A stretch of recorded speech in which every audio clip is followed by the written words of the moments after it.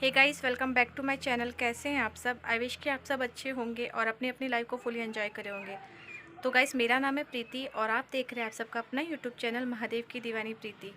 तो चलिए गाइस, आज का व्लॉग स्टार्ट करते हैं। उसके बाद मुझे आप सबसे थोड़ी बातें भी करनी है, तो पहले थोड़ा सा आपके साथ मैं अपना रूटीन शेयर कर देती हूँ। उसके बाद मैं आप सबसे इत्मीनान से बातें करूँगी। तो चलिए आज का व्लॉग स्टार्ट करते हैं।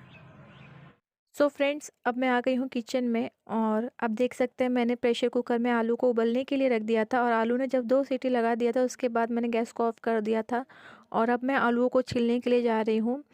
और मेरे दोनों ही बच्चों को आलू के पराठे बहुत ही ज़्यादा पसंद है। पीहू को और शिवांश दोनों ही जान को बहुत ज़्यादा पसंद है।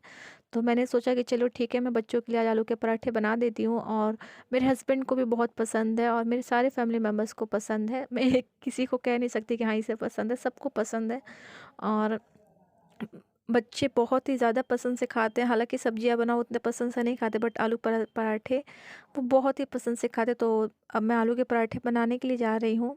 और ठंडियों का मौसम भी है तो इसका खाने का अलग ही मज़ा होता है। तो यहाँ पे देखिए मैं आलूओं को छील रही हूँ और बगल में मेरी छोटी मम्मी थी तो उन्होंने भी कहा कि चलो मैं तुम्हारा आलूओं को छीलने में थोड़ा सा हेल्प कर देती हूँ। और मैंने आपको पहले भी बताया है कि मेरी फैमिली थोड़ी सी लॉन्ग है, मैं जॉइंट फैमिली में रहती हूँ। तो इस हिसाब से मुझे कई लोग ऐसे कहते हैं कि आप इतना ज़्यादा बनाती हैं, आपके फैमिली में शायद ज़्यादा लोग होंगे, सॉरी। तो हाँ, मेरी फैमिली में 10-11 लोग हैं और मेरी फैमिली थोड़ी सी बड़ी है। मैंने आपसे पहले बताया ही था कि मेरी जॉइंट फैमिली है। तो यहाँ पे देखिए मैंने गैस पे कढ़ाई चढ़ा दिया था। कढ़ाई जब गर्म हो गई तो मैंने उसमें डाल दिया सरसों का तेल, मस्टर्ड ऑयल। तेल जब गर्म हो जाएगा उसके बाद मैं उसमें डाल देती हूँ जीरा। जीरा जब क्रैक होने लगेगा उसके बाद मैं उसमें डाल देती हूँ, मैंने यहाँ पे देखिए छोटी मम्मी ने मसाला थोड़ा सा पीस के दे दिया। मसाला मीन्स क्या, धनिया था, हरी धनिया। आप आलू के पराठे में हरी धनिया डालिए, बहुत ही टेस्टी लगता है। थोड़ा सा पीस करके और थोड़ा सा ऊपर से स्प्रिंकल करने के लिए। तो यहाँ पे देखिए मैंने थोड़े से लहसुन और थोड़ा सा हरी धनिया, थोड़ा सा ये हरी मिर्ची, इन सारी चीज़ों को पीस दिया है। और उसके बाद मैं इसे अच्छे से थोड़ी देर के लिए चला दूँगी। और बहुत सारे ऐसे लोग होते हैं जो मतलब बिना फ्राई किए ही बनाते हैं। मैं भी कभी-कभी बनाती हूँ, बट जनरली मैं कोशिश करती हूँ कि फ्राई करके ही आलूओं को बनाऊँ, आलू के पराठे, क्योंकि मेरी फैमिली में उतना किसी को पसंद नहीं आता है। सिंपल जो आलू के पराठे बनाए जाते हैं उन्हें इसी टाइप का पसंद आता है जो फ्राई करके बनाया जाता है आलूओं को। तो इसलिए मैं ऐसे ही बनाती हूँ। तो यहाँ पे देखिए अब मैं इसमें डाल दे रही हूँ थोड़ा सा हल्दी पाउडर, थोड़ा सा गरम मसाला और थोड़ा सा जीरा पाउडर। इन सारी चीज़ों को डालने के बाद मैं इसमें आलू डाल दूँगी और उसके बाद इसमें नमक डाल दूँगी। तो बस ऐसे ही मैं सिंपल तरीके से आलू के पराठे बनाती हूँ। और जब भी मैं आलू के पराठे बनाती हूँ तो मुझे अपनी बहनों की बहुत याद आती है, क्योंकि पिछले साल ठंडियों में मैं अपने मायके में थी, मुंबई में। और आलू के पराठे जब भी मुझे खाने का मन करता था तो मेरी बहन ही बना के देती थी। तो उसी की याद आ जाती है जब भी मैं आलू पराठे बनाती हूँ कि कैसे वो अपने हाथों से बना के खिलाती थी। और यहाँ पे बना, अब खुद से बना तो खुद से खाओ, और दूसरे के हाथों का अगर बना बनाया मिलता तो अच्छा भी लगता है। कुछ मतलब ऐसे तो आप एक खाएंगे, जब खुद से बनाएंगे तो एक या दो खाएंगे, बट अगर कोई बना के देता है तो आप ज़्यादा खा लेते हैं। तो इसलिए मैं जब भी बनाती हूँ आलू के पराठे तो मैं उसको ज़रूर अपनी बहनों को याद करती हूँ। तो यहाँ पे देखिए मैंने आलू को अच्छे से फ्राई कर लिया है और उसके बाद मैं इसमें धनिया स्प्रिंकल कर दूँगी। और मुंबई में ना ऐसा होता है कि मतलब वहाँ पे टेम्परेचर हमेशा नॉर्मल रहता है, ठंडी वहाँ पे बिल्कुल ही नहीं पड़ती है। वहाँ पे स्वेटर पहनने की कभी ज़रूरत ही नहीं पड़ती है। और पिछले साल मैं मतलब अपने मायके में थी तो वही मैं अपनी छोटी मम्मी से कह रही थी कि पिछले साल के ठंडियों में तो मैं बच गई, इस साल मैं नहीं बच पाऊँगी। तो वही वो हँस रही थी कि कितने दिन रहोगी मायके, यही सारे हम लोग हँसी मज़ाक कर रहे थे। तो यहाँ पे देखिए मैं फटाफट आलू आलू के पराठे को बना ले रही हूँ। इसी तरह से मैं उस बेल करके स्टफिंग में थोड़ा ज़्यादा ही करती हूँ। मुझे आलू के पराठे जब भी बनाती हूँ तो मुझे उस स्टफिंग ज़्यादा रहता है तो ही अच्छा लगता है। तो थोड़े से आलू पराठे बना, रेगुलर तो आप बनाते नहीं हैं, तो थोड़ा-थोड़ा स्टफिंग भर के क्या फ़ायदा, जब ज़्यादा आलू हो तो ही अच्छा लगता है। तो यहाँ देखिए मैं फटाफट बना ले रही हूँ। और आजकल ना इतना छोटा दिन हो रहा है कि कितना भी जल्दी मैं उठ के काम करूँ, बट मुझे काम करने में 12:30 बज ही जाते हैं। और मुझे तो आदत है दोपहर में 1 घंटा सोने की, बट इतना छोटा दिन हो रहा है कि टाइम ही नहीं मिलता है दोपहर में सोने के लिए। काम करते करते ही 12:30 बज जाते हैं और अंधेरा तो बहुत ही जल्दी हो जाता है। मतलब 12:30 बजे, सॉरी 5:30 बजे तक तो पूरा टोटली हमारे यहाँ पे अंधेरा हो जाता है। और गर्मियों के मौसम में 7:30 बजे तक अंधेरा होता था, लेकिन बहुत जल्दी आजकल अंधेरा हो जाता है और सुबह से रात कब हो जाती है पता ही नहीं चलता है। और मेरे घर पे आदत भी है सबको 3 साढ़े 3 बजे तक शाम को चाय पीने की। मतलब इस वजह से काम करने के बाद थोड़ा सा मैं धूप में बैठती हूँ, तब तक सबका चाय पीने का टाइम हो जाता है। तो इस वजह से सोने के लिए टाइम ही नहीं मिल पाता है मुझे।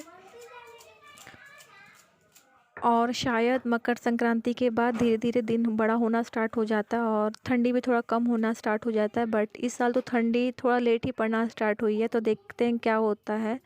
14 जनवरी के बाद ही पता चलेगा। तो पीहू से पूछ लेती हूँ, कैसा लग रहा है पीहू? मम्मी अच्छा है। अच्छा लग रहा है? खा लो। तो फ्रेंड्स, मेरे सारे काम हो गए, तो मैंने सोचा कि मैं आप सबसे भी थोड़ी बातें कर लूँ, क्योंकि अगर आप सबसे बातें नहीं होती तो मुझे भी अच्छा नहीं लगता है। क्योंकि आप एक तरह से मेरी फैमिली ही बन गए हैं, क्योंकि आपके साथ मैं अपना हर सुख दुख सब कुछ आपके साथ बांटती हूँ। जैसे हम अपनी फैमिली में कोई भी दुख हो या खुशी हो तो हम अपने फैमिली में बांटते हैं, ठीक उसी प्रकार मैं आपके साथ भी अपने हर दुख, हर गम, हर खुशी आपके साथ बांटती हूँ। तो मैंने सोचा कि मैं आज थोड़ी सी आप सबसे बातें कर लूँ, क्योंकि पिछले 1-2 ब्लॉग से मैं आप सबसे बातें भी नहीं कर पा रही थी और मैं आपको कुछ बताना भी चाहती थी। तो मैंने सोचा कि चलिए मैं आप सबसे थोड़ी सी बात करके आप सबसे बता भी दूँ। तो एक्चुअली बात ये है कि कल मुझे वैक्सीन लगा था।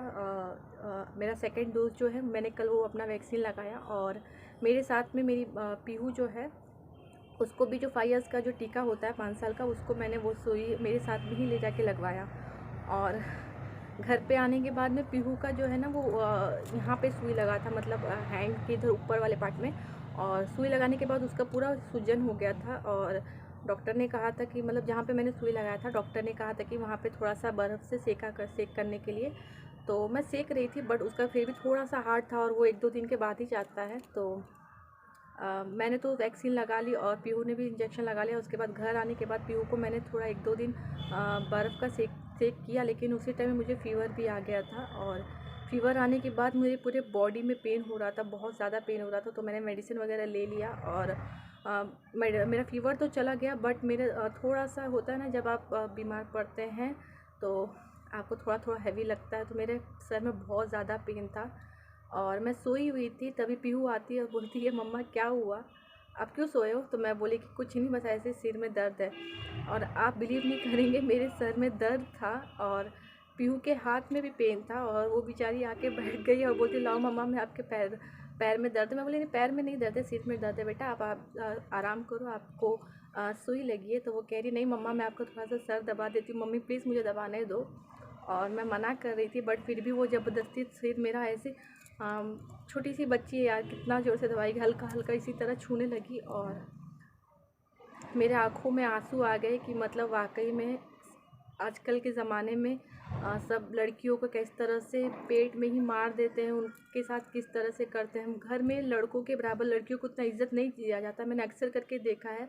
और मैं बहुत ही खुशनसीब हूँ कि मैं वैसे घर में गई जहाँ पे मेरे मम्मी पापा ने हमेशा मुझे वो प्यार दिया जो मैं डिज़र्व करती थी। मेरे तीनों बहनों को, हम 3 बहनें हैं और मेरा एक भाई है, बट मम्मी पापा ने हम तीनों बहनों में और भाई में कोई ही फ़र्क नहीं समझा, हमेशा हमें वो प्यार दिया। और मैंने लेकिन बहुत सारे, मुंबई में जब मैं रहती थी तो मैंने बहुत जगह पे ऐसे देखा था कि गर्ल्स को और बॉयज़ को उतना मतलब इक्वल नहीं समझते थे, तो लड़कियों को थोड़ा सा कम आते थे। बट मैं इतनी खुशनसीब हूँ और मुझे कल ये एहसास हुआ कि वाकई में बेटियाँ बहुत ही किस्मत से मिलती है। मेरे आँखों में उस टाइम में आंसू आ गए जब वो मेरे सर को दबाने लगी। और ऐसा कुछ नहीं कि बच्चे तो या थोड़ा सा पेन होता है तो सर वगैरह दबा देते, पर उसके हाथ में भी पहले से सूजन था और उसके हाथ में दर्द था, बट फिर भी वो अपना दर्द भूल करके और मुझे सर में दबाने लगी। तो उस टाइम में मेरे आँखों में आंसू आ गया। तो यही सब मैं आपके साथ शेयर करना चाहती थी कि प्लीज़ गाइस, लड़कियों को बराबर इक्वल समझिए। उनको मतलब आप उतना ये मत करिए कि नहीं बॉयज़ है, ये गर्ल है, ये मेरा घर का चिराग है, तो ऐसा कुछ भी नहीं होता है। लड़कियां बहुत ही किस्मत से मिलती हैं और बहुत ही खुशनसीब होते हैं वो माँ बाप जिनके घर में लड़कियां होती हैं। तो बस मैं ही आपके साथ यही सब शेयर करना चाहती थी।